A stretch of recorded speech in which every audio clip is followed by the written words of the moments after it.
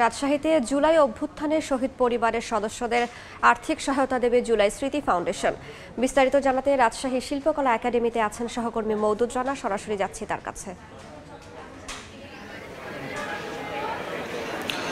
ছাত্র জনতার অভ্যুত্থানে রাজশাহী বিভাগে ৪৬ জন শহীদ হয়েছেন এমন প্রাথমিক তালিকা রয়েছে। সেই তালিকার যাচাই বাছাই শেষে ৪০ জনকে আর্থিক অনুদান দেওয়া হবে এবং জুলাই শহীদ স্মৃতি ফাউন্ডেশন সে নিয়ে একটি আয়োজন করেছেন। সেই আয়োজনের শুরু হয়েছে সকাল ৯টায়।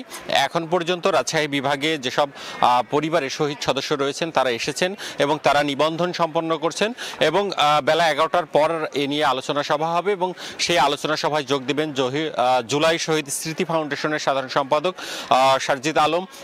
তিনি প্রত্যেকের হাতে ৫ লক্ষ টাকার একটি চেক প্রদান করবেন এবং আমরা যেটি দেখেছি যে যারা এসেছেন, যাদের পরিবারের এই দেশের জন্য আত্মত্যাগ করেছেন, শহীদ হয়েছেন, তারা সেই শোকগাথা যেমন বর্ণনা করছেন, তেমনি তারা বলছেন যে তাদের সন্তানদের অবদানে যে নতুন বাংলাদেশের সূচনা হয়েছে সেটি টিকিয়ে রাখা জরুরি এবং সেটি টিকিয়ে রাখার জন্য জুলাই শহীদ স্মৃতি ফাউন্ডেশন সহ বর্তমান উপদেষ্টা সরকার যেসব পদক্ষেপগুলো নিয়েছেন সেই পদক্ষেপগুলো যেন খুব ভালোভাবে তারা অবদান রাখতে পারেন এবং এই দেশ যেন নতুন একটি দেশে পথে হাঁটতে পারে, উন্নয়নের পথে হাঁটতে পারে, সেই কামনাই তারা করছেন। এই ছিল রাজশাহী থেকে আমার কাছে সর্বশেষ।